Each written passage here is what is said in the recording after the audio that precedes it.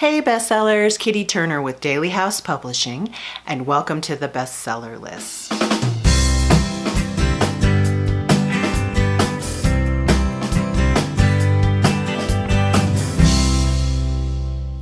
This week I'm going to be talking about writer burnout and writer's block and the difference between the two.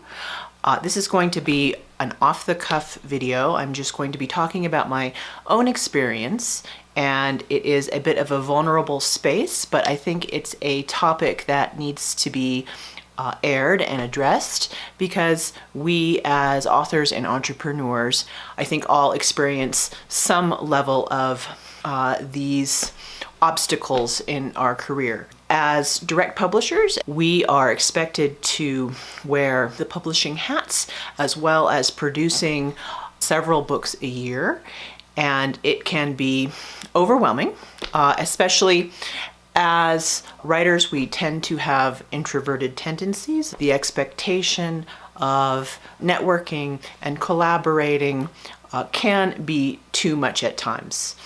Also, this culture where we are working for ourselves does really encourage the hustle. You know, a lot of us want to be Gary Vee, and not all of us can work those 14 to 16-hour days, 7 days a week. We push our comfort zones, and that is a positive thing. The more you expand upon your comfort zone, the more self-realized and creative you can become. But when you push too hard, something's gotta break. So to start with the burnout factor, this is pure exhaustion from overexertion. I tend to experience it after a NaNoWriMo, which I do every year. So this is a push to write an entire book in 1 month. And I do realize that by attempting to write near 2,000 words a day, it's just a bit too much. So I push that envelope, and I'm willing to take the repercussions, and I know how to recover from it. But there are times when we push way past the limit. We're burning the candle at both ends until there's no wax left, and we're going nonstop to be able to succeed in our own businesses.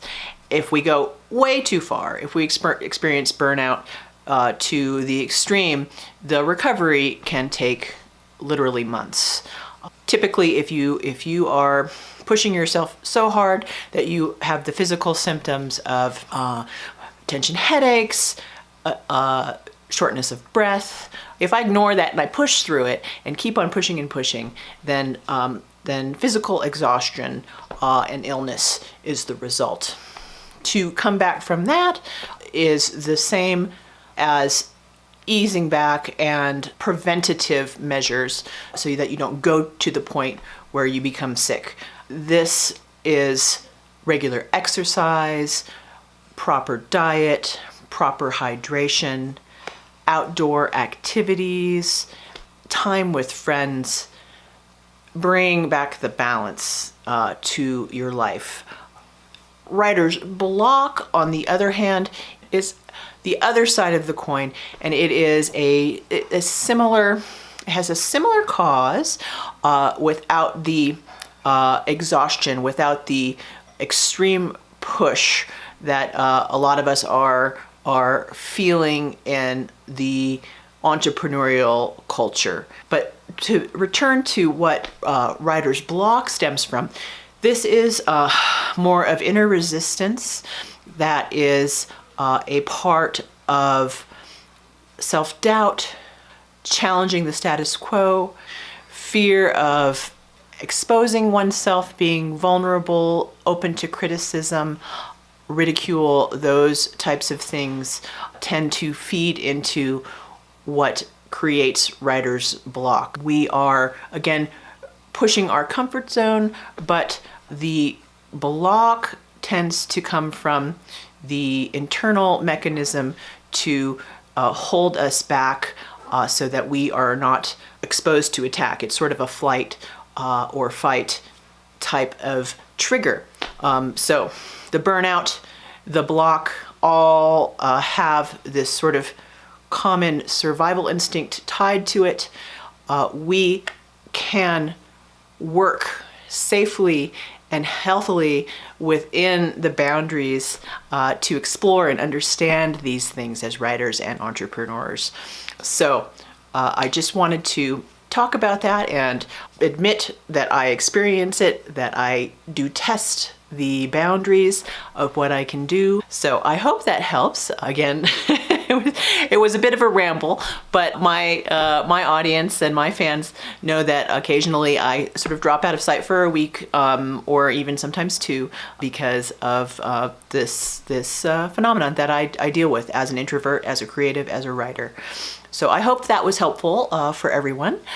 Please share below in the comments what you do if you start to experience the symptoms of burnout, or if you are experiencing writer's block. How do you treat yourself and give yourself self-care? So I would love for you to comment below, and don't forget to subscribe to this channel. I publish videos once a week on writing, entrepreneurship, and authorship. Thanks for watching, and I'll see y'all next week. Bye.